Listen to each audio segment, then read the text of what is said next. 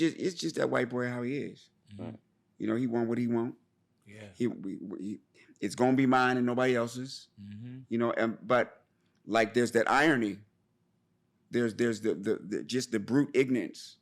We're like, we're gonna take them back to where they're from, and I'm like, hold on a second, they're from here.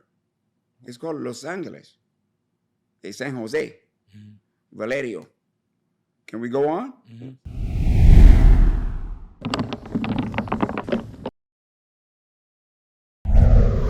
What up, y'all? Your partner, Big Boy. All righty, now the hangout is going down, man, and it's a very special hangout. Yes, not just because I'm here. No, Tommy Davidson. Welcome to the hangout, man. Hey. Eric Blake. Yeah. What's going on? Welcome to the hangout, my hangout man. Partner right here. I don't even have to start with accolades, brother. But when it comes to accolades, you got many of them. You know, accolades and escalades. That's all what you pulled up in. You know, how long have you been doing comedy? 35. 35 years, bro. Were you always funny? Yeah. Really? Yeah. Why were you funny? You know what? I just was a happy ass kid. Yeah. And I come from the Joninest ass neighborhood in the world. Oh, really? So they get on you? Yeah, y'all say, what y'all say here? Bagging, y'all roasting, bagging. yeah. In New York is snapping. Right. In DC is joning. And I was the king. Really though? The king. Did you have that one thing? You know how you hear Damon Wayans that he would say he had the club foot? Did you have that one thing that you were protective over? Yeah, the white family. Oh, yeah. You know, I lived in an all-black neighborhood with white family. Yeah, man. So would you bring up the white family first? You know how Eminem in 8 Mile, he said everything, right, so you wouldn't be able to say it. Did you do that? That was the last thing I like to bring up. Oh, really though? That's the last thing I like to bring up because that was like, it's like fighting words for me. Right. You know? Right. Because I had to fight. Yeah. You know, it'd be like. Oh, remember the days when we could just fight? Yeah. Yes. You know. And get it done. No lawsuits. But they, you know, a group of black girls, we're like 8. Let's say we're 8, me and my sister.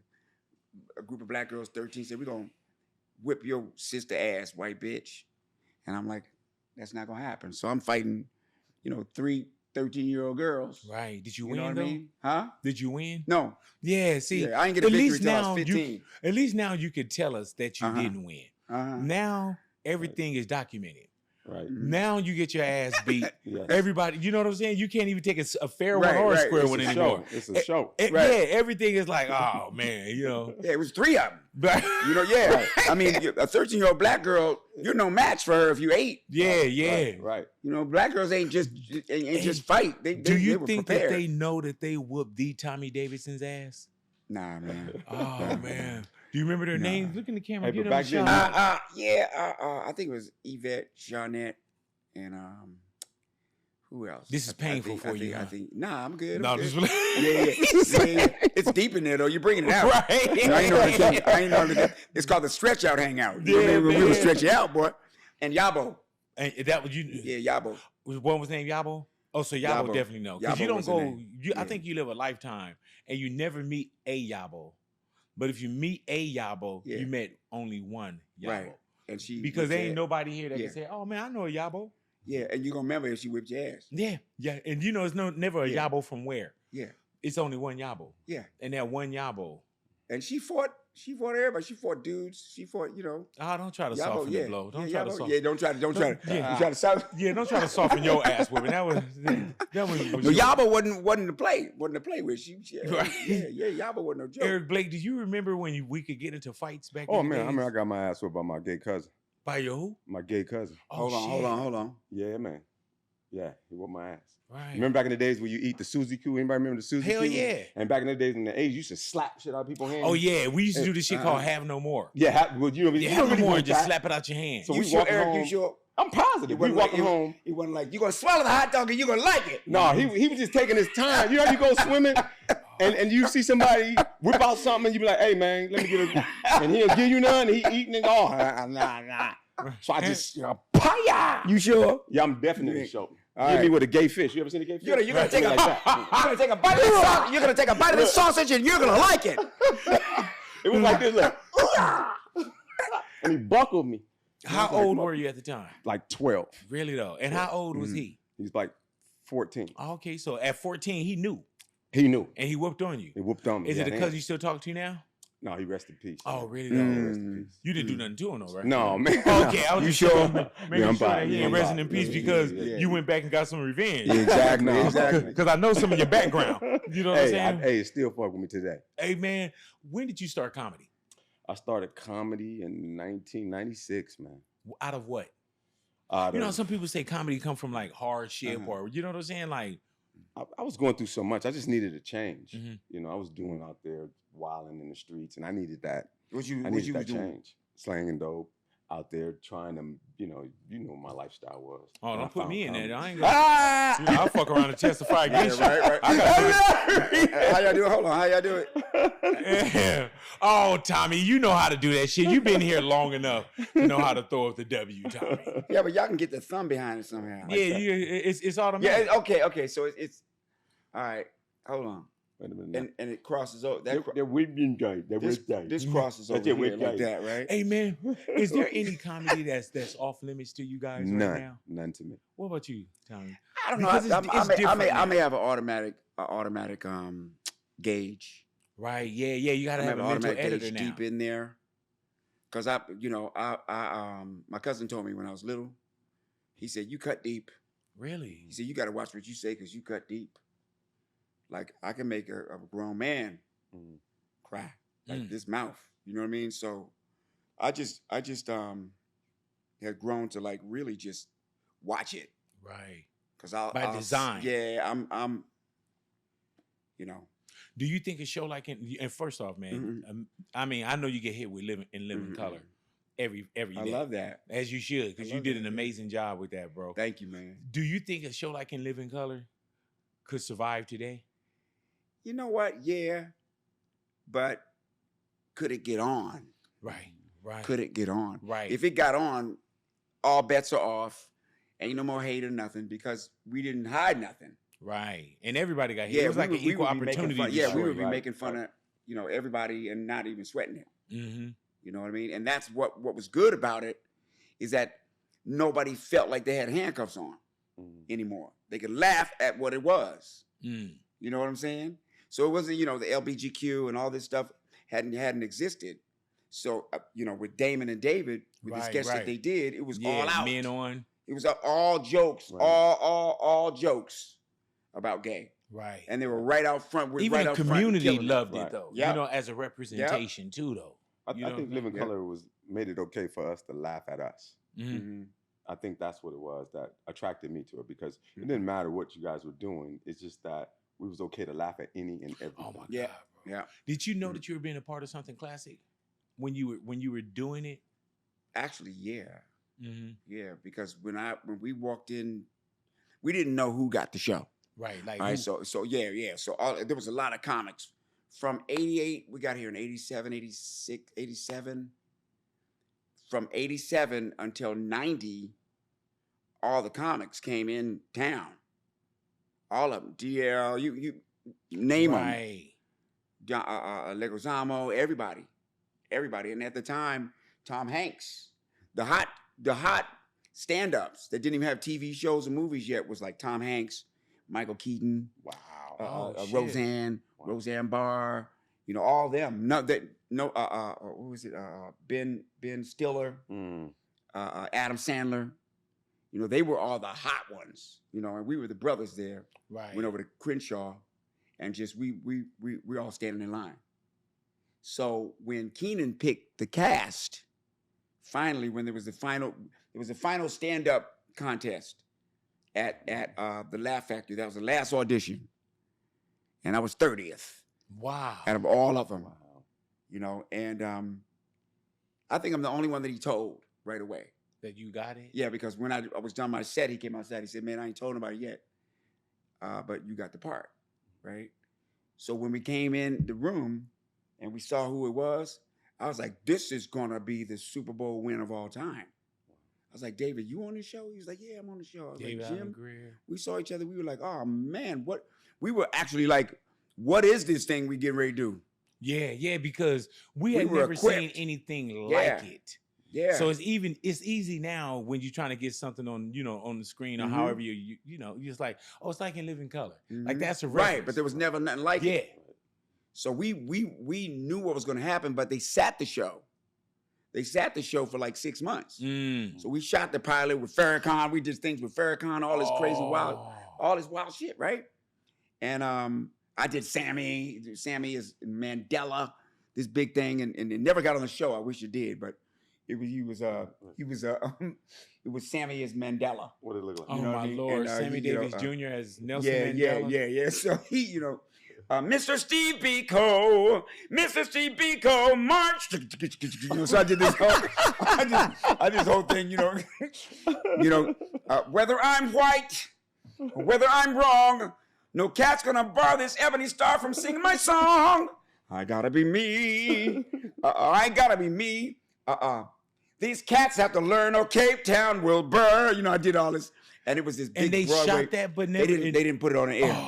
But the they pilot did shoot had it. stuff like that. So I was like, man, this is going to come out. We're all going to blow up. And 6 months of silence. Did you think it wasn't going to happen? We're used to that. Right, yeah. To things not happening. Yeah, like even Dave Chappelle's, his company is Pilot Boy. Like we used to the pilots.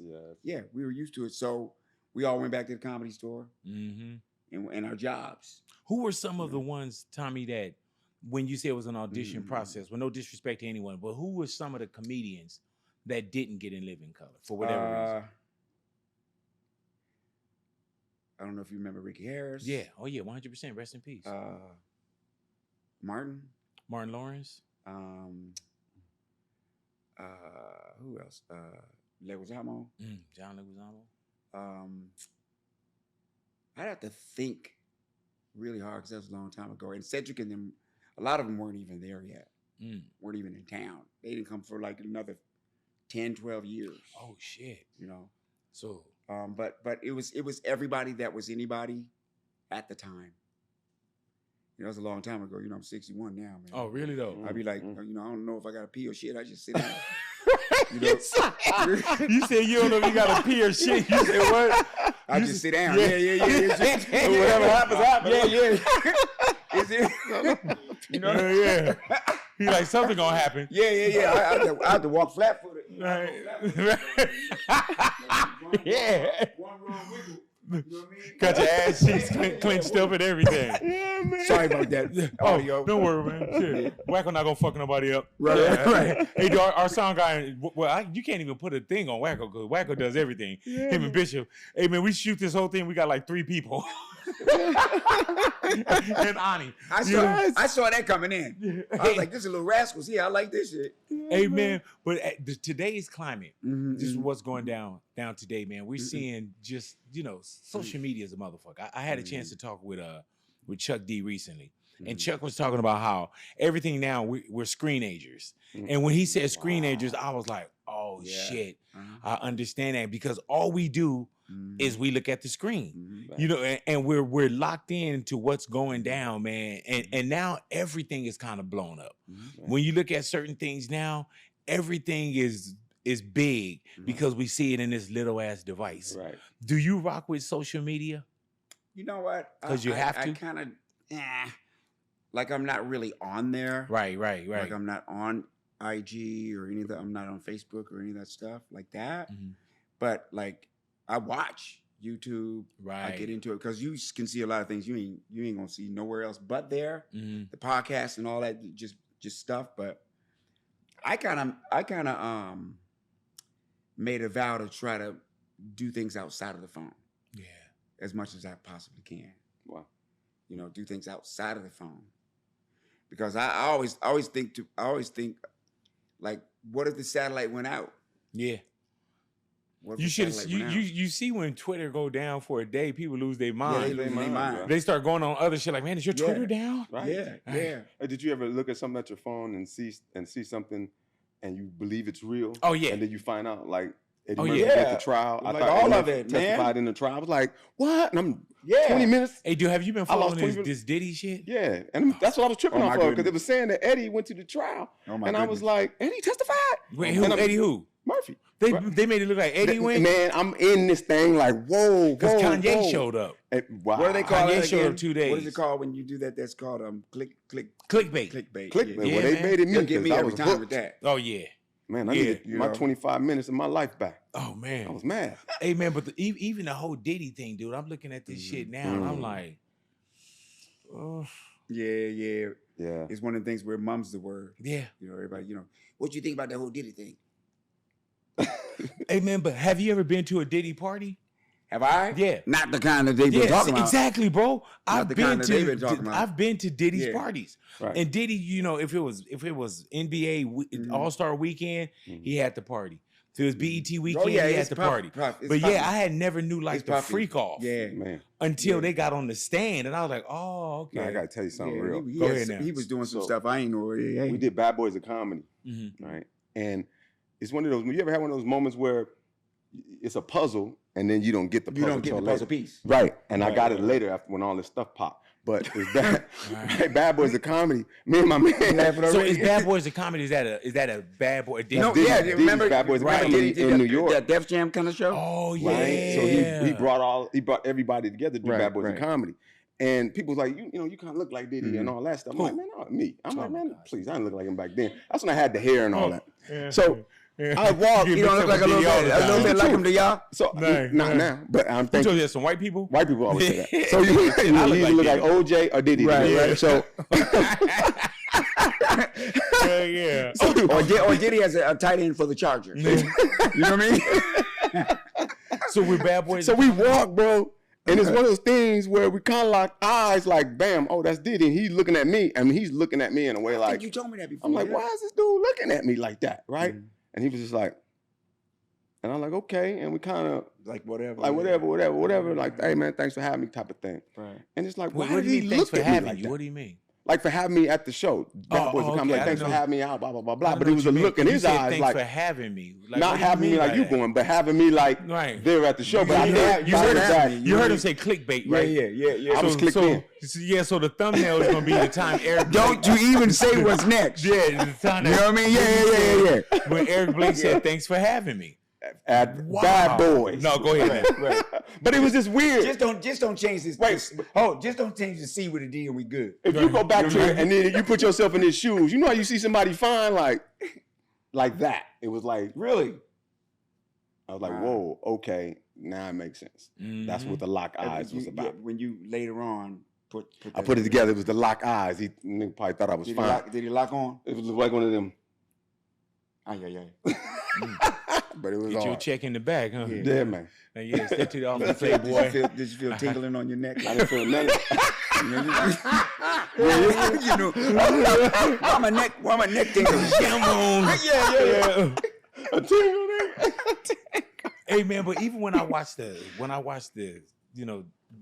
for one, he's lucky they don't have cameras in the court. Yes. Because this shit it's sounding crazy. Because I read up on it because we got to talk about it pretty much, daily or you got to be up on it just a little bit. Right. But I know how to do shit and leave it alone. That's their job though. Yeah. Right. But you got to know how to okay, I got enough and then bounce. Right. You know what I'm saying? Because if you get consumed in there, man. Yeah. But it's crazy what I'm hearing, dude. I'm hearing more freak shit. Right. Then I'm waiting for the strong. I'm not a lawyer. But I don't see the crazy illegal shit yet. Right. You know what I'm saying? Yeah, but you're not hearing that. Right. And it's the same characters. It's not. It's a person here, a person there, but it's the same Cassie. Blah blah blah. They haven't brought it up. There's no smoking gun. Right. And that's the main thing. Really, is where's the illegal stuff? Right. Right. Okay, so you're a freak. You know what I mean? Right. But where's the illegal stuff? But you know what I don't do, and this is true. I don't make jokes about Diddy. Right. Nah, I left it alone too. I can't. And I don't tear it up on air. Yeah. You know what I'm saying? I don't tear it up on air. And the one reason why I don't is, and we fucking around now. Right. But there's other people that can do all that. Right. You know what I'm saying? And that's low hanging fruit. Yeah, let them go ahead. Yeah, it's very low hanging fruit. So you don't do none of No, I just don't like when it's out of the culture. I don't know, man, because your mental editor and you don't try to sit up here and be holier than thou, because I've heard you say crazy I just wrote shit. one joke about him, but then it just let me just see where it is, and that was it. Yeah, or you'll do it by accident. Just see what I can go check my range. Just running into it, just kind of by accident. It was there. Like the other night, it was just there. It was very simple. I mean? I said I was at Diddy house and I dropped $2,000, and I just lost $2,000. You said you didn't even pick it up, huh? Kept pushing. But yeah, take that. Hey man, did you follow any of the Drake and Kendrick shit? You see, Kendrick just did his show in Canada, in Toronto. He went to Toronto and did it in Canada. Kendrick did that? Yeah, did 2 shows in Toronto, sold out. Yes, man. Okay. They said a mayor showed up, was supposed to be Drake's friend. Well, it was an official. It wasn't. It was an ex-official, but something. Yeah, but he was Drake's guy. Yeah, but how you gonna be mad at one guy out of 10,000? Right. Well, really, man, if he did it in Toronto, That's gangster. you know, out here, I think Kendrick on how many nights did Kendrick do out here? Like 3. So you figured 3 nights he had to see what 100-something thousand people. Yeah. So I'm pretty sure easy. he's doing stadiums. So out there in Canada, in Toronto, he had to see. You know, I think he did 2 shows. So Man. each He one of those he nights, saw the same thing. yeah, each one of those nights was a motherfucker. But I would tell you, man, being from LA, Yes. if for one, the guy that was the official, the ex government official, right? Right. He went to the concert. And that's like, at some point, it felt like it was Drake's guy. So Drake went into his DM and Drake was like, he just called him a goof. Right. So dude came back, was like, you know what? I was there to see SZA. I wasn't there to see Kendrick. And he said Drake he came to the shouldn't have show? went. Yeah, because the dude went to the show. That's cool though. Not Drake. Oh, okay. No, not Drake. Oh, you don't follow none of this shit, huh? Right. Jesus Christ. Yeah, I mean, I know I followed it, but I thought he actually went. Oh, no. Okay. No. That would have been enlightening to me. I was like, what? Right. I should have just said it. Yeah. But no, the guy that we're talking about was Drake's one of his friends. He's a government official, ex-government official. Right. So he went to the concert. Mm-hmm. And Drake put in his DM, it just said goof, like you're a goofball. Like that was fucked up kind of that you went over there. So dude went onto his story and he was like, hey, he said, I went to go see SZA, not Kendrick.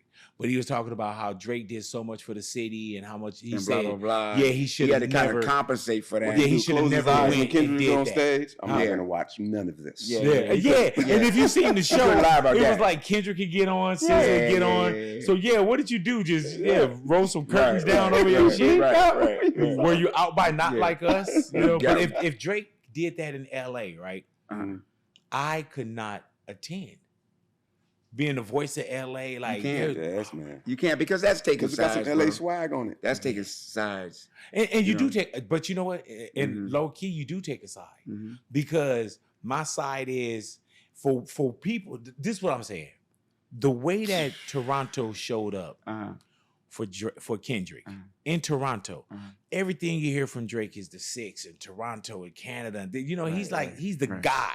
I can name Drake over any whatever governing body they have out there. You know Drake. Right. You know The Weeknd. You know Justin Bieber. You know these artists that come from Toronto. Right. But I don't know the officials. So if I'm sitting there and I'm looking, bro, and as much as Drake did, I would feel bad in Toronto. The same way if that happened in LA, I would feel like, man, LA, dude, y'all fucked Kendrick by showing up to a Drake show. Wow. You know what I'm saying? Wow. I can see that. It's just I say this. LA different. Yeah. LA different. Yeah. LA take LA personal. Yeah. Yes.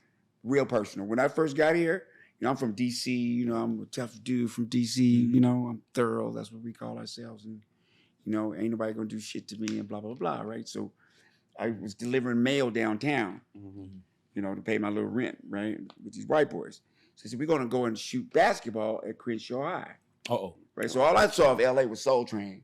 Right. You know, so, and people had barrettes in their hair and, you know, What you saw on curlers TV. in their hair Right. and barrettes. You know, I'm like, these bitch ass, man. I'm like, you know, I'm good. I'm from DC, blah, blah, blah. So we went to play basketball there. There was this one brother had curlers in his hair, yoked, right? Playing. And he had all the white boys chumped. You know, he's hard checking them, you know, come on. And they didn't want to go to the basket. I was like, man, you ain't doing shit to me, blah, blah, blah, blah. So he hard checked me, bam, right? So I took the ball and bam, bust him in the face with the ball, right? And he said, Oh, that's all right, cuz. That's all right, cuz. That's all right. And he ran off. And I was like, I'm not your cousin. Right. You know, Cuz me. I had no idea what. You know what I mean? Yeah. And the white boy was like, come on, man. Let's get out of here, Tommy. We got to go. I'm like, man, I ain't scared of that Bama ass motherfucker. Let him come over here. I got what? Man, El Caminos. Oh, yeah. All these cars came around, man. It had to be about 14 dudes. And he's sitting in the back of one of the, like, now what, cuz? And I was like, wait for me, guys. Yeah. Wait for me. You know what I love about that, too, Yeah. though? Mm-hmm. He went and got other motherfuckers, though, Yes. Hey, to man. come back. Hey, man, it's a group activity. Right. Yeah. Well, the West Coast hurt you as a group activity. Exactly. Yeah. What did you learn when you first moved to LA? Not much. I thought that Burbank was Hollywood because I moved out there, so it was like a suburban kind of thing. But it's different. It's different ethnic groups here. Mm-hmm. So I grew up on the East Coast, so that's Dominican, Puerto Rican, Yes. Guatemala, Central Right. American, blah, blah, blah, right? Here, it's like Filipino. Mm-hmm. We're a melting pot. bro. Yeah, man, you know what I mean? Samoan, Yeah, Tongan, and Vietnamese, yeah, it's like all this other Korean, stuff. Yeah. And so when I got Ethiopian. here, I didn't really know about this culture. So there was, I forgot what the club was. Florentine Gardens. Yep, on Sunset. yes. Is it On Sunset. Yep, On Florentine Sunset. Gardens. Yeah. In Hollywood. Is it on Sunset? Right. And I was staying in West Covina. So I was still like, LA. And I went to Florentine Gardens. And the whole Sunset was lowriders. I mean, the best looking people. The chicks was like of all kinds. I was like, what is this? What is it? Lisa Colt Jam and all them was hot. You know what I mean? So it's a whole different culture when I got here. Whole different culture. And then over around the way was a whole different culture too. Yeah, but Definitely. you know what's crazy about LA too? Yeah. Is that you get different, like almost like districts. Right. You know what I'm saying? Like you could be in Burbank, you're like, oh, okay, Burbank. And then there's some people that say, man, they come out here and visit Hollywood. Right. And if you come out here and you visit Hollywood, bro, you go to where that Hollywood Star is, that's one of the worst fucking areas that you can be Yeah, in. exactly. People don't understand how fucked, like if I wasn't from LA Yeah. and I would do one of those, oh, I gotta go take a look and see it. And I would probably get there and be like, this is it? Yeah. Because everywhere I go, when Man, you see it, like when I is went to you the White crazy? House, I was like, this is the fucking Right. White House. Is this Hollywood? Yeah, Do you but ever you know- go there, bro, like, You ever notice how people see a that- dirty ass Spider-Man fighting in Yeah, a dirty ass He got crackhead Spider-Man fighting. He got a patch. He got a patch on his outfit. It's a good place. Hell yeah. Hollywood's a good place to hang out if you're a dirty popsicle stick. Right. You remember? Like that shit, motherfuckers get there, bro, and that's why they lose But their they mind. judge us on that though. You know what I'm Yeah. saying? They think LA is that until Yeah, my LA's a whole, yeah. It's like, yeah. wait a minute, man. I hold can on. expound on that, yeah. LA was, especially when we were growing up, LA is so rough. It's grown men right now, even myself. In the back of my mind, I feel there's certain places I can't go. Right. You ever notice that? Right. Like, nah, I can't go over there. That's got to be difficult But for do an you Uber trip off driver. of some of Be the like, areas now that- that and you it don't- used to it ain't couldn't even go that. to, and now it's like you see white people running their dogs. Right. and Oh, shit. that's Right. That's have no everywhere. idea that they're a member of that's the Rolling everywhere. Six. That's everywhere. That's everywhere. Hey, you know you're from the hood now, right? Yeah, that's everywhere. That's Yeah, everywhere. man. Have anybody seen Pookie? Yeah. I've been looking for him about 3 days. Hey, man, but you You're supposed to be walking my dog. Yes. but Tommy, in your comedy, you always kind of paid homage to Latino backgrounds as well. You know what I'm saying? And now that we slip and we see what's going on now, just the climate of what's not just what's happening in LA, but what we're seeing around the world right now, Yeah. especially in the US, because Yeah, the world yeah. is changing, Right. period. And it's a domino theory of what happens here as well. Right. That people see something that happens here, and you'll see certain changes around the world. But when you come to LA, bro, and you see what's happening with deportations, and you see what's going down with the immigrant community, you as a person that's been loved by everyone, what do you see going down in Los Angeles, and where's your voice at too? Do you kind of stick to comedy? Yeah, of course I do. But my whole view of the whole thing is that, like, I grew up with Chicanos from Colorado, in Colorado. My mother speaks fluent Spanish. She grew up in Bolivia, but she was white. She grew up in Bolivia. And when we lived in Colorado, she worked at a Chicano juvenile hall. So when I was little, she used to take me over there, and I spent my days over there. And I was like those dudes. Like I was their man. They called me Tomasito Negrito, man, and like they would fight to hang out with me. You know, so I knew that whole thing, and then with where I lived, where I lived in D.C., my mother was one of the few people that spoke Spanish, you know, fluidly. So we had always had people from Guatemala or wherever, Colombia, over our house. Like they would go to her for advice and stuff like that. With this whole situation, you know, it's just that white boy how he is. You know, he want what he want. Yeah. It's gonna be mine and nobody else's. You know, but like there's that irony. There's the just the brute ignorance. Like we're gonna take them back to where they're from, and I'm like, hold on a second, they're from here. It's called Los Angeles. It's San Jose, Valerio. Can we go on? Dallas, Texas, you know, Florida. You know, they how are you gonna go back to where you already are? You know, and then they talk about Mexicans like they're from another planet. Like Mexico isn't a country with a culture. You know, I know it got a culture just from the way that I grew up. You know, you see real mariachi, you're gonna see some beauty. You know, it's a whole, and they're so diverse. You know, they have so many different facets to them. You know what I mean? You see mariachi and you're gonna see some classical, what Mexico's about. You know, cuéntame de tu vida. There's a lot of pride in that. They held them white boys off for years. Right. You see what I'm saying? And they were here a long time before. You know, interesting about California is they wanted California so bad, but the Spanish had turned this place into like a paradise. The agriculture here was unbelievable, with oranges and grapes and wine and cattle and there was nothing but ranches and they wanted that. More like missionary. They wanted it bad. They wanted that bad, you know. So the takeover was economic. You see what I'm saying? But I don't know. Europeans have a tendency to have a problem with the other, with anybody who's different. I think they have a problem with power. Yeah, you know. And Mexicans here are the pushback. They are the race that's going to push back. You know, and they have a country next door. I grew up with Mexicans. I grew up with the different nationalities within the culture, just like we have. You know, you got Mexicans, you got Mexicanos, you got Chicanos, you got you know, Guatemalans. You have culture within the culture here, but they are the pushback.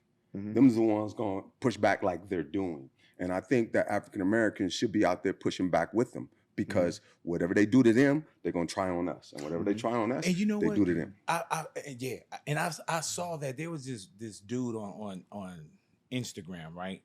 And he was saying how, for one, I'm from LA. You know what I'm saying? And I've been out to the protests. I've been, you know, neighbors, my wife. You know, so this isn't a thing. Everybody here is just down because we're down. Exactly. Because we grew up all together. So I see this white dude on social media, right? And he's telling black people why they need to be out there. Why we need to be for the protests, right? And he was like, what you're seeing right now, y'all got to look at this because they're coming. This could be you next. They're coming for you next. I pause. I'm like, bro, there is no coming for us next because we already been there. Right. You know what I'm saying? Like, you, for one, you as a Caucasian dude can't get in order and tell me what to do because I know how we got here. I know about civil rights. I know about getting the dogs released. I know about being hosed. I know about my mom trying to go to school in Mississippi and they're saying 2468, we don't want to integrate, niggers go home. So you can't sit there and tell me why we got to be out there because something's coming next when it's already happened to us, and it continues to happen to us. Right. And if you know history as well, this isn't the first go around that they came after our Mexican brothers and sisters as well. Right. You know what I'm saying? So when I see people from the outside that don't know what the fuck they talking about, I'm like, dude, you gotta pause, because it's obvious you don't know what's really going on here and why there's such a common bond. Of what we feel. Because he's comfortable in his seat. Yeah, and this is real oppression. You can't tell me that they're coming. They've been coming for us. Right, because he's comfortable in the seat. As a white person, you can just, if it did what they took over, you can mingle and be like, you know what I'm saying? But the black and brown, we're going to always be identified by what selective. they see. You know what I'm saying? You know, and this isn't about race. I'm talking about us. It's culture. And I'm talking about, and I'm talking about culture. And I'm talking about the reason why I got out there, and somebody can't tell me that somebody is coming for us next when I know what already happened and how they continue to come at us. And so when I sit down and I see certain shit, and I'm like, man, they just, you know, it was supposed to be rapists, criminals, you know, they're all criminals. Man. And then I see you go to a fucking swap meet. Or I see you go to a church. Right. You know what I'm saying? Yes. Or I see you chase somebody down in the field. How much fentanyl this motherfucker selling in the field that's working 12 to 15 hours a day? Right. So when you had this broad stroke, this narrative of we're going after the criminals, it's bullshit. The travel ban now with everything being, you know, people of color or black or brown that can't get into the country. You know, we're living in a different time right now, bro. I can't even say different time. When you see MAGA and you see Make America Great Again, people always say, well, when was it great? He's talking about going back to the bullshit. The 50s. We've been through segregated fucking, you know, white only falses, black only falses, doors and counters and all that shit. So when dude said they're coming for us, I took offense to that. Right. You know what I'm saying? The reason why people are getting on the front line is because we just down by law. Definitely. And I don't mean by law. I'm talking about us. By culture. But yeah, man. You see what the scenes are, what the car scenes are, what a lot of Mexican friends I grew up with, families I grew up with. And for me to watch and not say nothing and not have a voice in that, I feel like I'm not backing my brothers in the fight. Right. You know what I mean? Because they are my brothers. I know we have our inner issues, but when it comes down to what is happening, and especially if it happened to us first, right? And it's like, I want to be out there holding hands with them. I want to be out there saying, nah, I'm down with this. I'm down with it. LA was doing fine till they showed up. Yeah. And I don't mean fine, but when you see the so-called riot, the rebellion, this and that, that's because the force that was brought here upon us. You know what I'm saying? Like you seeing the military out in the street, you seeing this crazy shit. So of course you're gonna feel a certain way because you sent somebody out here that looked crazy. We weren't gonna get out into the streets. You sent them out in fear because you know what we're about. Our history says we will riot. And then to double down and say it's gonna be even more. I'm like, oh shit! Yeah. I thought the stroke was bad already. Yeah. You know, and so when you had that No King's Day and he celebrated, you know, Trump celebrated his birthday with the military, and that cost the country $45 million. And you know, he got the military out there, kind of like how Putin wants the military and how, you know, North Korea wants the military. He wants the same thing. I'm like, dude, you're a draft dodger. Yeah. You know what I'm saying? Why should the military walk for you when you ran away from the military? What the fuck? You can always tell when somebody's You know what his excuse was? You know, you can always tell when somebody's... Oh, his feet? The guns was too big for his little hands. Right. Hold on. You can always tell when somebody's stealing something. You can always tell when somebody's stealing something. How so? Because they have to create a diversion. You know? And the diversion now is to convince people of color that they're not making progress. To make them adhere to that idea instead of the idea and the ethics that brought us here, which is community and family. You know, if anybody sticks together and has family ethics, it's gonna be Latinos and blacks, right? Because of the struggle, right? The big guy's son talked about the meek shall inherit the earth. You know what I mean? And so, you know, the wicked sees the innocent to continue to do evil. Like, for instance, if a guy is robbing a bank and they got the dough, and they coming out there, and the police got them surrounded. They take a little girl by her neck and stage their escape, because they know the righteous won't harm the innocent. Right. You see what I'm saying? So put the innocent up front.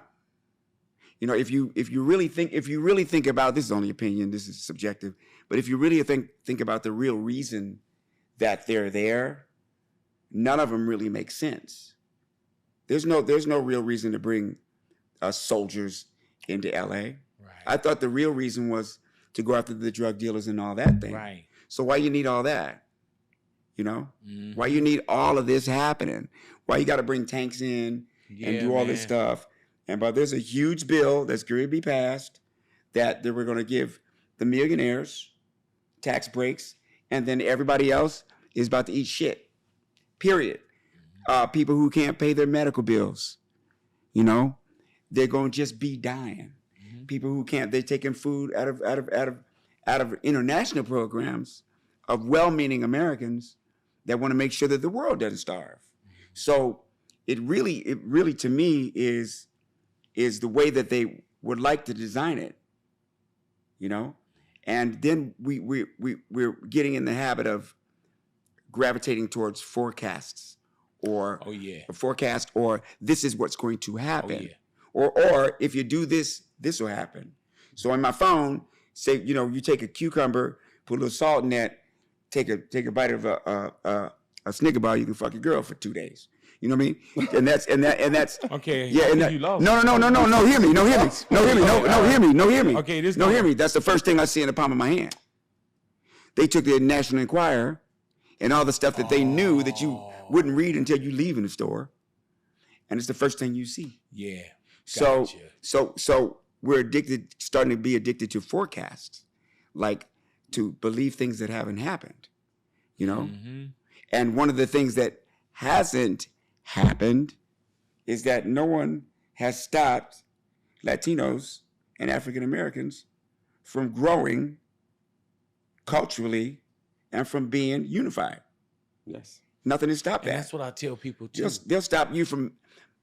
I try to mention in a newscast that the gun industry, primarily in that school in San Antonio, was my American Latinos, was my kids, my Mexican kids that just like us, when we integrated with public schools, and we were able to have the same education and all that, they went into that, and they were talking about, hey, there, you know, the guns and this and guns and that. No, it's children, it's our children, and they're our children. They're our children. You see. And my publicist going, you should, that's gonna, you shouldn't have said it's true. You know, what's wrong with saying that school was primarily Mexican kids. I'm just saying the fact of it all. You see what I mean? You talking about the school that they came in San Antonio, with the gun laws. Mm-hmm. So nobody wants to go after that and blah blah blah. But it's funny that way. Mm-hmm. It's funny that way that no one will stand up to the big boys. Oh, definitely. But it ain't nothing new. Right, yeah, no. It ain't nothing new. There's nothing that has stopped. There's nothing that has stopped us. Definitely. And nothing that has stopped them from growing and flourishing as families and communities. And that's what I told people as well, man. I had on my my Instagram story, I was like, don't let the devil divide us. Mm-hmm. And that's what that's what you're not starting to see, but that's what they're trying to have you see. You know what I'm saying? Because we're in LA and we got and anywhere else. You take anywhere else. You take Chicago, you take, certain parts of Texas, anywhere else where you see a strong Latino presence and a black presence, we get along. Right. And there are differences. Mm-hmm. Sometimes you got to recognize the differences, so on and so forth. They're taking it kind of personal, ain't they? Yeah, but if you, the one thing you can do is if you get people to fight and ignore what's really going on, then you succeeded. Mm-hmm. Right. In our time,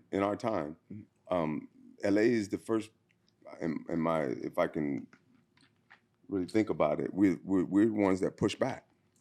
Mm-hmm. You know, somebody's got to push back, and we're the ones that push back. The 65 riots, you know, the 92 riots. Oh yeah, we push back. But what I'm saying is, and then other cities follow. But what I'm saying is, it hasn't been a riot. right. They're staging this thing, right, like they're stopping a riot. Right. That's what I'm saying. And that's a extremely huge way to divert attention. Exactly. From what's going on. Right. But they're the ones that staging the riot. Right. No, and it is. Now, if it gets triggered, it's set up to go. But usually, yeah, we knew. We told y'all. But there's not a time in the history of this country where conditions ignited a riot. Explain. Right. Well, the conditions. It was the conditions of the blacks at the time. So poor, so no opportunities. Their leader gets killed. Right. Bam. Right. So deprived. Oh, let's talk about some of the white riots of the poor, like with the movie Kings of New York and the Irish. You know, so poor, no opportunities, took it to the street, didn't want to fight in the Civil War, riots, burning down, and they went in, you know. So that's what elicits the response from the people, right? Is injustice to the point where there's nothing else to do. Right. You can even go as far as Marie Antoinette back to France. You know, little boy got run over by a stagecoach. You know, nobody had food. Everybody was poor. But the royalty had all the money. Little boy gets killed. It made everybody come on the street and say, hey, man, wait a minute. These people are repressing us, and we're hungry. And so the chick gonna tell them, if they're hungry, let them eat cake. They said, okay, we got cake for you. You know, we're gonna turn your head into we're gonna turn your head into a bunt cake. There you go. Nothing bunt. Yeah. You know, no bunt intended. You know what I mean? Right. You know, the short chop. Bah! You know what I mean? Yeah. You know what I mean? So if we see it plain, you know, if we see it clear that yes, there's criminality and there's all that stuff, right? But they brought in They brought in weapons of war as if one was starting. And it is not. But when you set it up like that, the potential is there to happen. Yeah. The tendency for it to happen is there. But when I looked before they came, last time I was driving through LA, it was a little bit of traffic. You know, they were still selling strawberries on the corner. Yeah. You know, they were playing handball over here. You know, people were at the bus going to work. Last time I looked, it was that. Yeah. And the shakeup didn't come from us, bro. Right. Yeah. You know what I'm saying? So it just is what it is. To do comedy in this climate. You do comedy in this climate by telling your truth. Yeah, keep on. You know, do something funny that also shed light on what's happening. Right. Like I had a joke about black and brown coming together. I said, you know, we're together no matter what our difference. We're together. So even in alphabet, we're together. M and N. Mexicans and niggas were right there. Right. We're right there. Your family picked fruit. Mine picked cotton. Put them together. We Fruit Looms. We'll be on your ass. That's fruit. That's clever. So, but that's how you do the comedy, to try to say something funny or you say something that's on your mind and speak about what you're seeing. My thing, what I'm leaning more towards, is how can you be a Latino brother in that march on the other side? How, you know, what's going through your mind? You know, as you standing against your own people because you're getting a check. Right. And I mean, there's just some things that, you know, I could say it's not my place. You know what I'm saying? Well, the one thing no one's saying is that we're dealing with Americans. You know, we're dealing with Americans. I mean, some of them are illegal, but we're dealing with Americans. I saw this one lady that's self-deported. Man. She had been here 36 years. You know, and they deported her? She self-deported. She didn't go through the system. She just like, all right. Yeah, that's what I'm talking. But they're acting like I'm gonna say adios. Hold on, but they're acting like their whole population is like illegal or something. Right, man. That's so you know, and it's not true. And Trump got the $5 million. If you got $5 million, you good because he got the $5 million. Got bread, huh? He got the path to citizenship. Tell me he's not selling pardons. Tell me that man is not selling pardons. Yeah, man. Them pardons are for oh sale, my God, bro. Yeah, man. Motherfuckers get a pardon.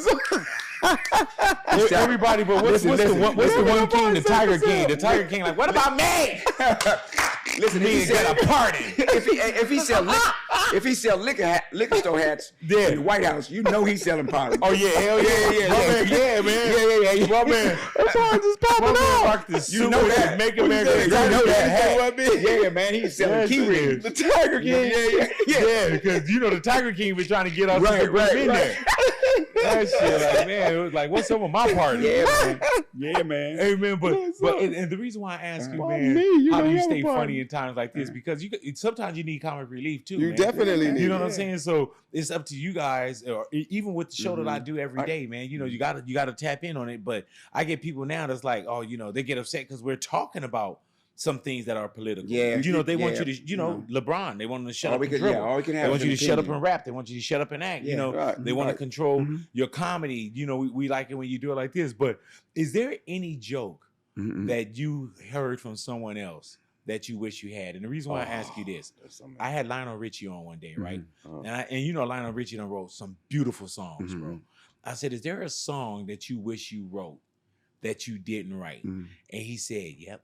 He said, R. Kelly, I Believe I Can Fly. Wow. He said he felt like that's beautiful. God was flying over and shined it, but it went to the wrong house. Because he felt like, that should have been my song. Is there a joke that you've heard that you like, oh, that was clever. I wish I had that. Oh, man, there's so many. There's so many. I have to think about it. Are we talking about greats or are we talking about comedians? I got one. Chris Rock had a joke. He was saying, you never see a shy pimp. A what? You never see a shy pimp. A shy pimp? Yeah, you never see a pimp going, hey man, go over there and talk to her. I think she likes you. Yeah, man. Get on over there. Like, nah. Like, what did you say? You never see two pimps at a party going, hey man, go ahead and go and talk to her. I think she likes you. Or just tip. Right. Hey man, because there's sometimes I'll see some shit. I'm like, oh, that's genius. Oh man, and I'm just wondering, being joke writers and y'all working out jokes. Million of them, man. See, that's me. I'm million jokes. I'm just a student of the art. Like it's not a joke. It's what someone said that put it in perspective for me, which was George Carlin, and he said he had to learn to go from comedian to artist, right? And then I was thinking like, well, what is the difference? Well, a comedian is somebody that's just being funny, right? And an artist is somebody that's painting a funny picture. And that, to me, was one of those things that made me go, damn, I wish I had thought of that. Or I can get that vividly. But it's just so many comics that's out there that just make you laugh, bro. Yeah, oh my God. Higher truths bring out a deeper happy. Yes. Ricky Smiley was telling me, I got grandkids now. You know what I mean? And I'm like, my grandkids, my youngest one, he's probably about 3, and he don't know how to register small people. Right. You know what I mean? So he in church, and a small person was sitting next to him, right? Yeah. So he said his grandson was sitting next to him. He go, get it right and look at him. He said, no, don't say nothing to him. He said, he just. Like this, right?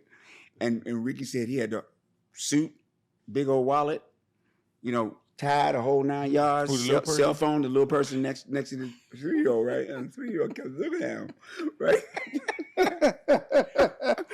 He said when they got up to get out the church, and he said, don't say nothing to him. I don't want you to say nothing to him. And he turned to him when they were walking up the aisle, and he turned to the little person and said, where your mama at? Where your mama at? But you know what, Ricky Smiley been, he wasn't politically correct when you're supposed to be too. He's trying to put it together. Yeah. He said, man, look at, you're together, man. Look at He said, where your mama at? I said, oh my God. What keeps you on stage? Freedom. Yeah. Freedom. One of my business managers, when I first moved here, he said, I know you're excited because you got all this talent. You're gonna be able to you're gonna be able to take this place by storm. And he said, but one thing you got to remember about this town, he said, the one thing about this town is that you always have to depend on others to come through. You see? But stand up ain't like that. All you got to depend on is the audience being there. And you're free to go. There's no one saying, cut. Right. Or no one saying, why you ain't say your line? Or somebody saying, you ain't got the job no more. Or whatever. If you can make a group of people laugh, you got the job. Yeah. Wow. That's crazy, though, because you've been you know what I mean? Like, In Living Color, it had its run canceled. But you can still go on. It's canceled. You know, yeah, it's over. Yeah. But even with, the Ace Ventura shit, like, you've been in some. And also, you gave us just like the one security guard with you and Jamie Foxx. Oh, yeah. That shit, like everybody know that guy. Right. The fucking the karate instructor, the chop. Yup.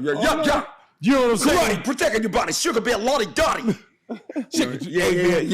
Yeah. Do you watch any of your old stuff back? Like if anything pop on, or do you ever go nostalgia and grab something and look at it? It's like a computer. I remember every single line of everybody's. I always did know everybody's line and what was coming. You know what I mean? So when I watch it, I remember every single thing we did to make that funny, every little innuendo. The one thing that worked in the sketch, and there was always a subtext to what we did. Right. It wasn't set up to be goofy and stupid. With me and Jamie were those bodyguards. That was Rain Man. Hilarious. But it's called Main Man. Wow. So it's a back Man. Rain Man. You see what I'm saying? Wow. So I was the one that Dustin Hoffman one that you and he said you think you Dr. Dre me. So where do you get all that stuff, from? Man, I don't know. Yeah, okay. I couldn't tell you. He got like my you don't mind me telling this.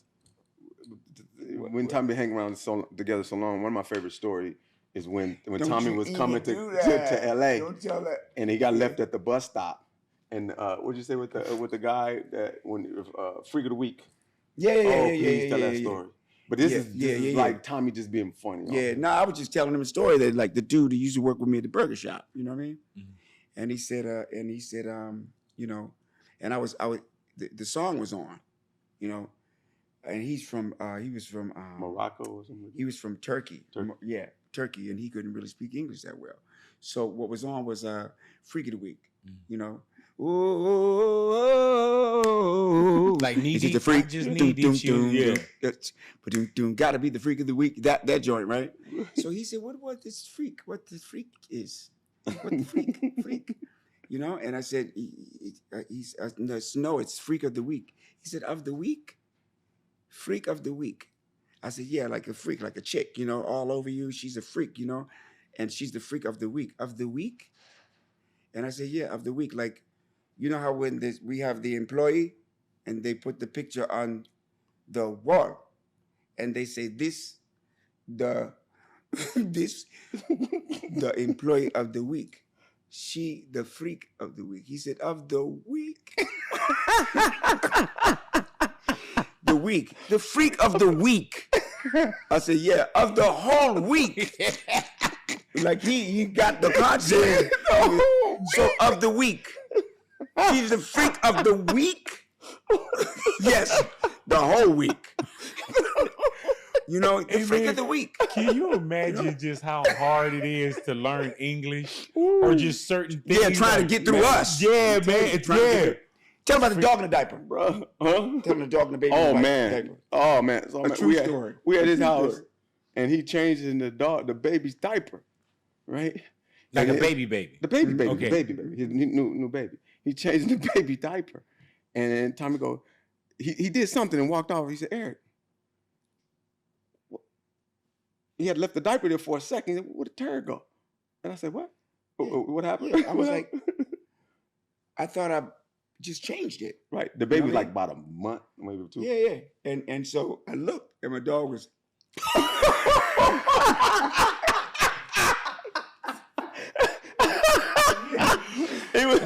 this nigga right here was was like, man, he was like, that's pure. That's pure. That's pure. Yeah, that ain't milk. That's that good uncut. shit. Yeah, that's uncut. That's all milk and yeah. That's organic. It's organic apple juice, applesauce. That you know. That dog had That's like high quality shit. He has some high quality shit. I need me some more of that. I looked. He was go. You know what I'm saying, man? Whatever that was. With his first shot, Was that you only have one? One what? Little child. Yeah, she's 4 now. I heard that, bro. She's so beautiful. Yeah, man. Oh my God. She's 4 Man, now. you waited till everything was right, huh? Yeah. Yeah, It was just one of them things where, you know, it's blessing just, at life the right cycles. time. You know, life cycles. I mean, the older ones are in their 30s, and then I got teens. Okay. You know, but I was just blessed enough to be in a situation. Oh, so you have other kids? Yeah. Gotcha. Okay. Yeah. But it's just one of them things. You know, I really do believe, you know, you work hard enough and you stick to, you know, the morals that you know about, Mm-hmm. you know, and you try your best. Sometimes the good Lord say, this is just for you. Yes, man. That little. This is just. She the only thing for I you. see. You know what I mean? Not really quiet, Tommy, but brings him out of comic world and into her world. And no matter what's happening, those two together are like. How important is fatherhood to you? Super important. Mm-hmm. I think it's. He one of the best ones I know. You know, when you grew up without one, Yeah, man. Talk right? about You it. appreciate being one. Hell yeah, He one of the same. best ones I And know. even though it's hard, and I tell my sons, if you have kids, it's a Mhm. thankless job, Mhm. and you have to know it's thankless in order to do it right, because you have to care if you're getting praises or not. Right. You do your job. You do what's right. You do what's right. I always as tell father. people it's the hardest job you ever had in your life if you want to do it right. If you want to do it That's right, You know what I'm That's saying? because you got to And say it's- no and it's and mean nothing no. like it, bro. You got to Yeah. say no and mean no. You got to say yes and you know why you saying yes. That's the enoughs too. Yeah. Like I always talk about these enoughs. There's parental enoughs too. You got to be cool enough because you want to hear what's going down. Right. You got to be stern enough. Yeah. You got to be, you know, homey enough. You got to be dad. It's a lot of enoughs when it comes to Yeah, man. raising these things called human beings. I have a Ain't saying no about handbook fathers. neither. I Ain't no say, handbook. I say, no, definitely not a ain't no handbook, no handbook. manual. Yeah. Not like, hold on, let me. I've You only seen- can learn Oh, off of what you got taught. Yeah, You know? oh, hold on. Okay, it Yes. says it right here Mhm. on 837. Yes, Yeah, what I'm we good. do here? Yeah, Yeah, right. There ain't no manual to nah, it, bro. man. There's a saying that says It ain't. that I say is fathers are like vegetables. Mhm. Kids don't like us even though they know we're good for them. There it is. Mhm. And That's a what you t-shirt. gotta do. Mhm. Yep. And You gonna get it printed because it's not tough. a lamb. No, I would. Somebody gonna make some money here. Yeah, man. Somebody gonna make Hey, some money dude, here. what about joke stealing? Because there Oh, are my comedy God. beefs, you know, and there are some joke stealing. Man, it is. It's a lot of it going Yeah, on. man. I mean, I think when comedy loses integrity, right? Then it ain't fun anymore. Mhm. Like I could tell you once what happened where when I first came to the game, I didn't know anything about the rules, and I stole this dude's joke, right? Did And- you know you stole it? Yeah, because it was one of those things where I was in New Orleans, right? And the guy said, "Hey man, I want you to come and do this show. You know, I want you to do, you know, this amount of time, like 10 minutes." And I'm like, "Cool, I got 10 minutes, right?" And this dude named Brother Randy, he was a cop in New Orleans, and he had this joke called, you know how brothers' cars, everything on brothers' cars, everything on the car costs more than the car. That's LA. yeah. LA says core. Right, Yeah. right. Hold on. LA says core. Core. Yeah. And New York says car. Yeah. So he said everything on the car Boy, costs more than the car. Yeah, hell yeah. He said, "You ever be with those Rims. brothers you ride around and say, 'Hey man, pull your seatbelt up.'" He said, "Man, the seatbelt don't work, but check out that bass." Yeah. Right. So everything is about check out that bass. He said, "Hey man, it's cold in this car. You know, put on the air conditioning." It's like the air conditioning don't work. "Hey man, but check out that bass." Right? Right. So he would do this whole flip about meeting the alien, and the alien he was the first time I heard a callback. He would go, he met an alien, and then the alien and him dude is smoking weed, and then this dude named Tyrone done sold both of them some bad weed, right? And then he said, "Man, alien dude, let's go find Tyrone and kick his ass." And the alien dude like, "Yeah, let's go find Tyrone and kick his ass." He said, "But let's use your spaceship." And the dude goes, "Oh," the alien goes, "No, spaceship don't work, but check out that bass." So he would bring it back and I thought it was the most hilarious thing. So I did the joke, and when the guy booked me, he needed me to do more time, and I didn't have the time. I was like, oh shit. So I did his joke. And then when I got off the stage, people were coming to me, hey man, that shit was so funny. That check out that bass shit was hilarious. And then person after person after person kept saying that. And I said, damn, I didn't get those laughs. He did. Mm-hmm. So when you did the check out that bass, was it in his hometown? No, it was in another town. It was in Mississippi. So, but the point was, I just felt bad. Like, yeah, I didn't want to I didn't want to do his joke because I didn't just, right. You know what I mean? I was kind of like you treading water. You get when you're in the middle of an audience and and they loving you, and then you grab the first thing you and then now you're treading water. Sink or swim. Right. Just sink or swim Sink or swim. Because you want to go out good, right? But then the feeling afterwards is like, I should have drowned. Because I would have learned something. And I did learn something in the moment. So I like, okay, that's a no-no. But did he ever know that you stole? He never know. He never. It was just the way you felt. It's like the way you I know, felt. you. I told him. All right. Person after person, person after person. You know, that joke was funny, blah, blah, blah, blah. And you would hear that too many times. And it's just like, for me, it kind of messed with my integrity. You ever had a joke stolen from you? I have hundreds of jokes stolen. Really? Hundreds. Literally. Tommy? Oh yeah. Mm-hmm. Oh yeah. Oh yeah, man. Oh yeah. I think that's how I got the part on In Living Color. Was it was 30 comics and I was 30th, right? And so, you know, we never watched other comics. To this day, I don't watch the comedians. I go in the room, you know, because I'm impressionable. I absorb stuff. I just heard another comedian talk about you. Where is it? Where he was talking about what I do now.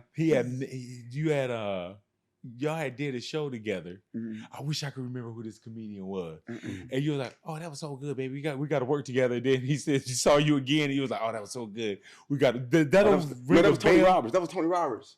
I was telling you about Tony Roberts. Nah. Tony Roberts told me. He said, "Hey man, that joke you did about the spider with the blue rollers." No, this definitely wasn't. I'm like, yeah. He's like, that shit is funny. I'm doing it on the road. No, definitely. No, it was. I just heard it. It was someone that was talking about. But go ahead, Tommy. Go ahead. I'm sorry. No. It just so happened that it would have happened a lot, but it was going to affect me that night. I thought, you know, I didn't think because I was so hungry. I was so hungry at that point. Because I had all these opportunities in town that didn't happen. I was up for a different world. Didn't happen. I did a pilot with Eddie Murphy as his little brother on CBS sitcom. Didn't go. Had an offer from Murphy Brown to be a star next to her. Passed on it. You know, all these things didn't happen. So when In Living Color came around, I was like back in the clubs. You know, like I ain't dealing with all that. So when I went to my audition for In Living Color, I don't think I did that good because they were like, "Oh, okay, nice to meet you." Right. Right. So I was riding home and I was like, damn. And then my manager called me and said, "You know, they got a stand-up. They got a stand-up audition tonight at the Laugh Factory." And I was like, "Come on, let's go.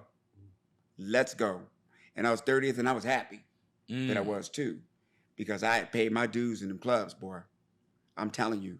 So that night I was out on the sidewalk, walking back and forth. Every so often, he leaned his head out and said, "You can't do that joke because such and such did that one. Damn. You can't do that one because such and such did that one. No, man. You know, and you can't do this one because such and my act was getting shorter and shorter." Wow. You know, but I was confident because I got a lot of pockets. Were they saying You know the what I mean? same things like you, or they were taking your material? It's hard Both. It's hard to do a joke like me because I go all out. But you can take a premise, an idea of mine. You see what I'm saying?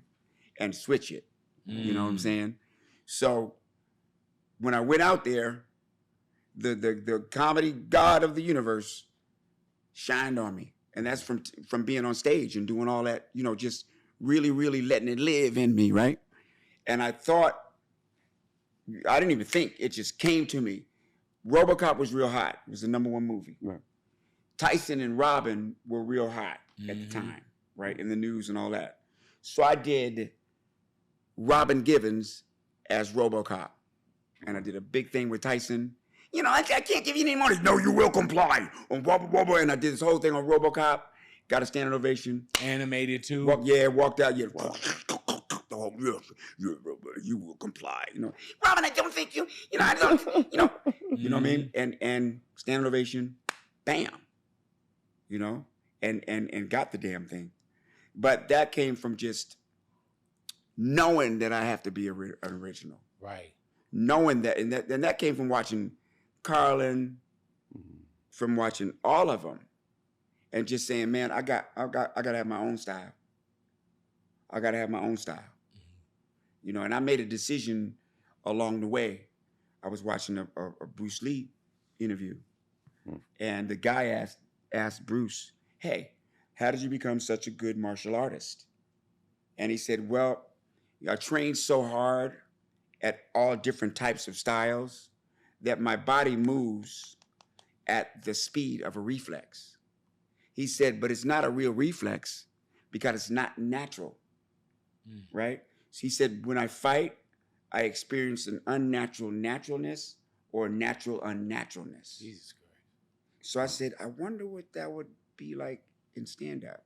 Suppose I did impressions, physical comedy, you know, cleverness, singing. Suppose I did all that over and over again and over and over again. I wonder if I would experience a natural unnaturalness or an unnatural naturalness. So when you watch my act, you can't tell what end is the other. Gotcha. You can't tell if that's a new joke or an old joke because they're all said different, and they all like that. Like remember that movie Minority Report? Mm-hmm. You remember Minority Report? With Tom, they go in the future and back and forth. I didn't see it. And he would move a screen and move all that stuff in, and he go, okay, here, you got that? Here's We a solve picture a there. crime Go ahead, with the move screen that. on it. Then he moves something else in there. I know the and go scene. here. Oh, there's the address. Bam, move that. Move it back out. And so I started pursuing doing stand-up like that. And it just worked for me. Wow. Is there anything that got away from you? Oh, man. On that stage, as far as stand-up Just in your goes? career? Like a movie that got away or television show? I had to think real hard about that. There's some things I thought got away. Those things I mentioned. Right. Well, because that was big. Yeah. When you get the show with Eddie Murphy, do you think you're on your way? Man. I knew I was there. Yeah. I knew I was there. Does that I get was like, discouraging man, too, though? It was like the worst that could have happened to me, man. I'm catching a bus. I got an infant. I got a toddler. I got a little apartment in North Hollywood. I came all that way from being an assistant chef at Ramada and having me a little car and living okay in DC and coming out here taking 3 buses a day and all this stuff, man. Yeah, man. I mean, it's just like, yeah, man, like, you know, so when that didn't happen, I was like, damn. Did you ever think about going so-called back home? Yeah. Yeah, but right when it was about to happen, because all that happened, I didn't get A Different World. I didn't get. Was it harder for you to watch shit? Because did you know you didn't get A Different World? Was it called A Different World? Yeah. Like, did you? Oh. And on top of that, I warmed up for it. Wow. I didn't get the part, but they wanted me to come and warm up for it. And then the night of the show, I cut my calf open on a light doing comedy. Like, I was just, bam! And it just cut my calf open and I kept performing. But my whole sock was like bleeding. No one could tell, but I like, you know, it was like, damn, I'm watching this show that I could have been on. And da-da-da-da-da-da, you know? But that gave way to what In Living Color was. Yeah, man. That's all that tuition into the School of Experience. But my mom, I was in a little 1-bedroom apartment over in North Hollywood, and I was saying to myself, you know, is this really worth it, man? Mm-hmm. You know, I had a little rental home where I wasn't just painting it. I worked at like a Home Depot, and I worked at a Ramada. I was cool. I had a little Dodge Colt, and had a little Celica GT. It was like, you know, so I had 2 little cars and a cat, you know. The Celica GT. Yeah. And I was like, is that worth it? I could go back to DC and just, you know, go ahead and do that. You know what I mean? And my mom sent me a piece of mail. You know those legal pads, the yellow ones, the real big ones? Mm-hmm. And she wrote on a magic marker. I opened it up, and it was a $20 bill in there. So at the top of the page, it said, I know you need it. Hilarious. Right? Because I was eating minute rice and sizzling, boy. And don't leave. Did you tell her you were thinking about it? Yeah. She said, don't leave. Don't leave. And I was like, okay. And then In Living Color came. So I contend that no means not yet. Mm. And that if you think you know what's going to happen, think bigger. You know, your idea, what you want for you, is not as big as the creators. Wow. You know, believe me. You know, and if he can create a dolphin, you know, and Scorpion ain't never done nothing to nobody, but ain't nothing gonna hurt it. You know? Yeah, I mean, his creations are solid. You know what got away from me? You know what I mean? Friday. Oh, really? Friday got away from me. We were auditioning. Cube was holding auditions at the Monday Night Improv, and back then, I was super raw. I would do all street shit and roast the audience. I was super raw, and it was a couple of us all battling for it. And like, yeah, I got this motherfucker because I studied and was waiting. This is me. I went out and was smashing and bagging on the audience. Me and Johnny Mac. Johnny Mac was trying to, you know Johnny Mac? I know Johnny. Oh yeah. Trying to heckle me from the audience, and I roasted the shit out of him from the audience. Done. You had everything to bear. I was like, done. Yeah, I was ready. All your weapons, guns, everything. You're right. Ready to go. Right. Done. Mike Epps walked on that motherfucking stage, man. And Mike Epps at the time, he smushed it. When I tell you, but you saw Day Day. Yeah. Mike Epps at the time, you know, right, he was a killer. He came in there with all that. Yeah, he was a killer. He but came in there with don't all get that. it twisted. We all were killers. Yeah. Right, but you just saw. I just saw it. Yeah. Just came in there with all that. Damn. Yeah. Mm-hmm. Right? Because I was more street than character. Mm-hmm. And he was character. Mm-hmm. And that's when I saw him being a character and doing acting within the comedy. Mm-hmm. Mm-hmm. And that's the first time I was like, damn, I missed that one. Hey man, mine was Yeah, what about yours, boy? The Matrix. The Matrix? The Matrix? Lawrence Fishburne got it. Really? What? What the fuck? Really? Oh, okay. All right.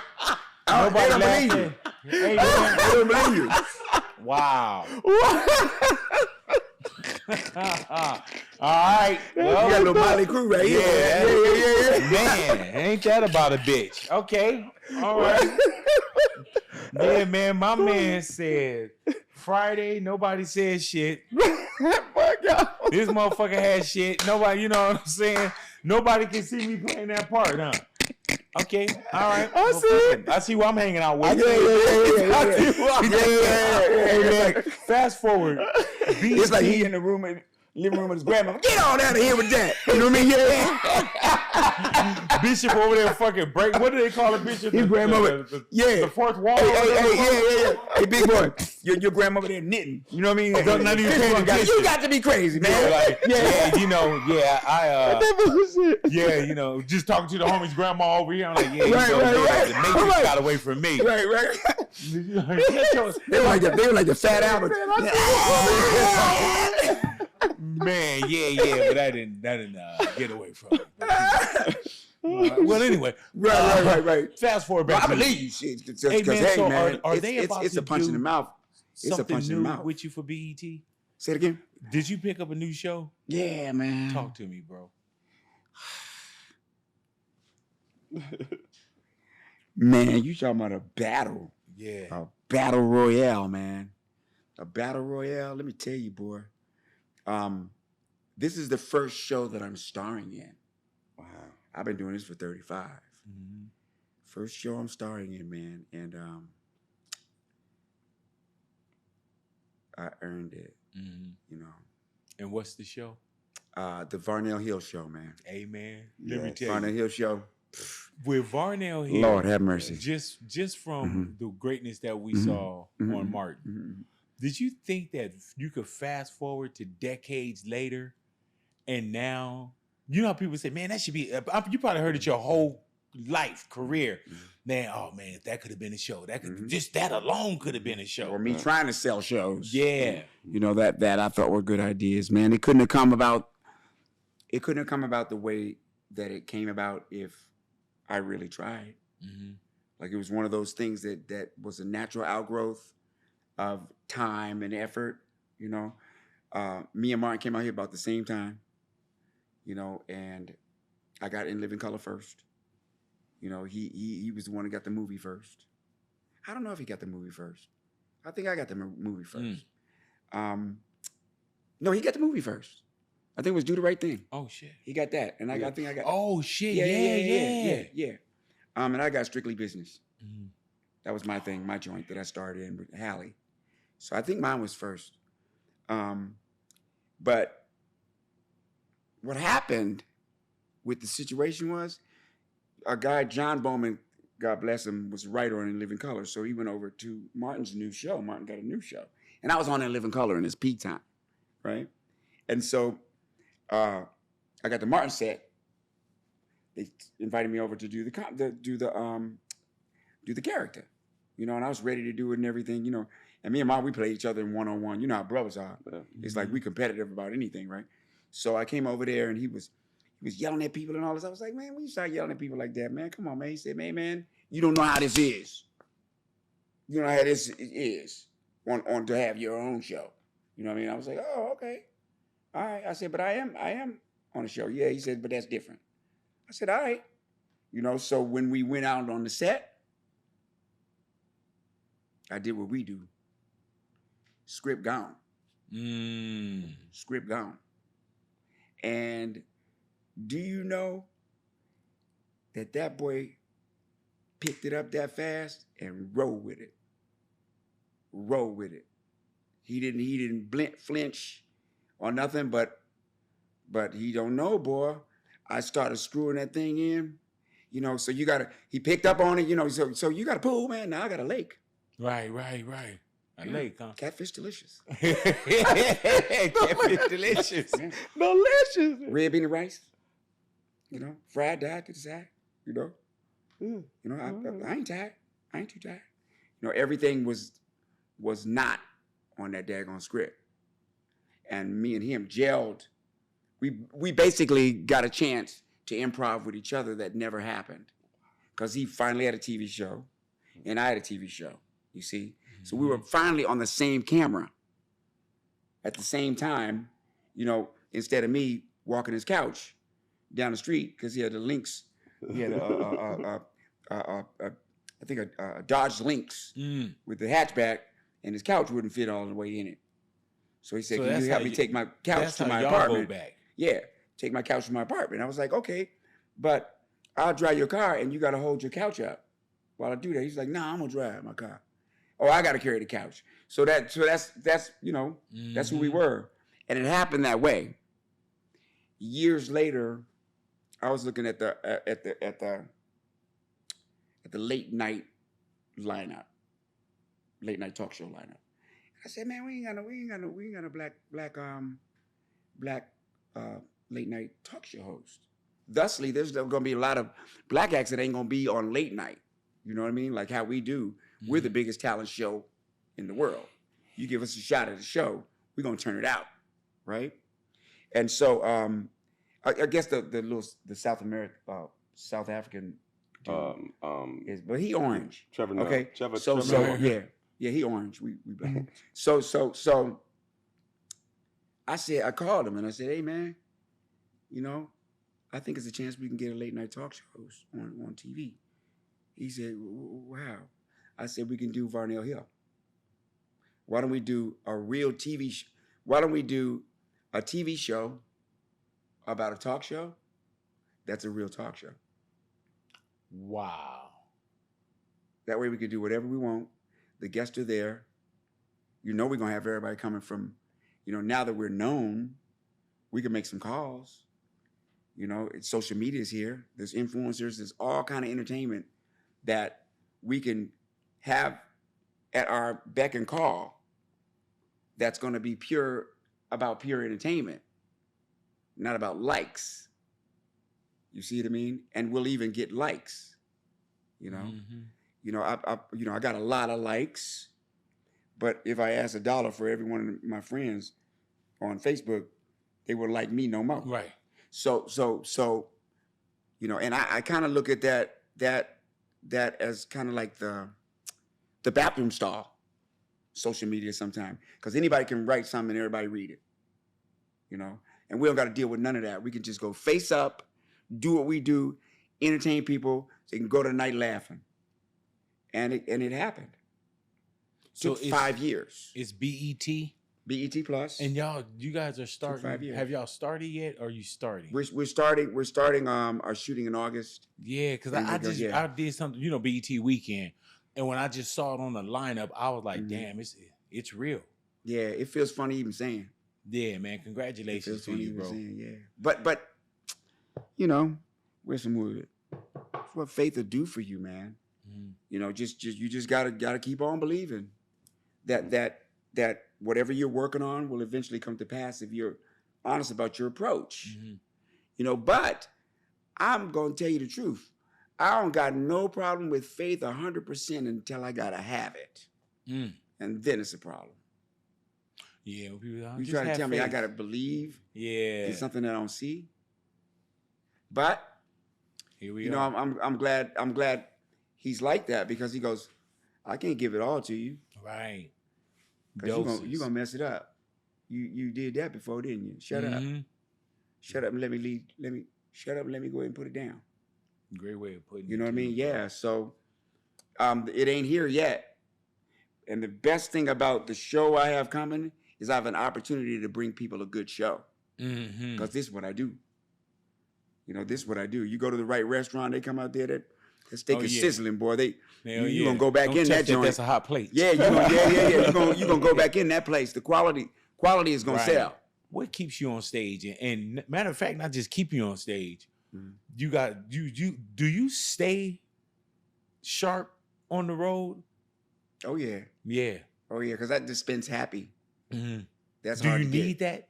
And not need it like all. Yeah, that's my therapy. Yeah, man. That's my therapy. You can tell you, man. We were in Houston, and I laughed all weekend. I laughed my ass off doing that stand up. We laughed the whole me and that crowd. Can you still hear the laughter, Tommy? Oh yeah. Yeah. That's a part of my whole thing is, a surgeon does surgery, NBA, they play basketball. Yeah. I dispense happy. And happy ain't easy to get. Right, especially now. Yeah. Yeah, man. So July 3rd through the 6th, Ontario Improv. Ontario, everybody says. Hey, man, that's a great spot. He doesn't perform in LA ever. That's LA too. Right, yeah, hell yeah. And Ontario Improv, man, we've sold out some great shows there too. Yeah, man, I know. Yeah, and you know what I love about the IE? They show up. And even though the IE is just like right there, they thank you for coming out. Right, man, they be like, man, thank you for coming out here. You get it all. Yeah, man. You get it all. You get Asian, you get black, you get Mexican, you get everything. And it's a party. Man. Yeah, and they love it, it's bro. A party, and they bro. make it seem like you literally get people to say, man, thank you for coming out here. Right. Yeah. They mean it, though. I mean it, though. Yeah, they mean it, man. Yeah, man. So July 3rd through the 6th, that whole 4th of July weekend, Ontario Improv. Yeah. Do you know where we get tickets at, Ani? Or they can follow you on Instagram or social media. The Real Tommy Cat. You can find me there. And Locos, and I know y'all going to be there too. Yeah, so the Real Tommy Cat. Locos is going to jump through there. You know that, right? Those my folks, man. There it is. So that's July 3rd through Locos the 6th. going to represent Ontario Improv. I know Make sure that. we check it out. Well, man, congratulations. Oh, man, bro. thank you, man. Yes, sir. Man, thank you for hanging with us thank as you, well, brother. Appreciate man. that. Eric Blake, my brother. Tommy Davidson, thank you guys for hanging out with us, man. Can we go back to the Matrix thing? Huh? No, the Matrix, man. This dude, man. And the loudest laugh was my homeboy Bishop. Right, That your hurt man, my heart. your He man, should have been your Mansky, right? the main one that said, "I remember that," like off the mic. Hey, that's like a woman say, "I look like J-Lo." Like, all right, like hell no, you know what I'm saying? Hell no. But you guys were hanging out. And the with us, movie man. was huge. Yeah, wasn't it? Yeah, you're Matrix? like, man. Oh yeah, that one hurt my heart. That's why I haven't seen it. I haven't seen it to this day. Oh, yeah. I hear Because that, it hurt man. my heart to know that I was yeah. up for that, man. Yeah, and man. missed it by that much. Yeah, but let me You know tell what you I'm saying? something real quick. Talk to me. Go ahead. Then you wouldn't have been on the radio when the riot happened. Mm-hmm. You wouldn't have been on. No, you wasn't right. I was in the riot. Yeah. You wouldn't have been on the radio when that happened with Kobe. Mm-hmm. And if you wasn't on the radio when that happened with Kobe, I don't know what would happen with LA. Mm-hmm. And the thing I admired the most about your broadcast that week is that you weren't afraid to cry and show your sadness so that people can weep with you. Mm-hmm. And when you're able to vent deep emotions, it's like you wouldn't have been there. Right. You know, you wouldn't have been there for all the times that I need to promo something. Right. Over the years. You know, you made me feel better. You know what I mean? Because that was one of the things, man, when the Matrix got away from me, mm-hmm. I was like, what do I do now? Yeah. You know what I'm saying? So yeah. Thank you, man. No one's ever explained it to me. Man, like listen, that. man, what would LA have done through those years? And you know what, too, though, bro? I can literally sit here this date in 2025 and I can look at that camera and I can say, it went to the right person. Lawrence Fishburne, he killed it, man. Mm-hmm. Mm-hmm. And Big Boy's Neighborhood is a staple. There it is right there. So I think you, we man. all... Big Boy! Thank you guys for hanging out with us. You're on the Big Boy Week.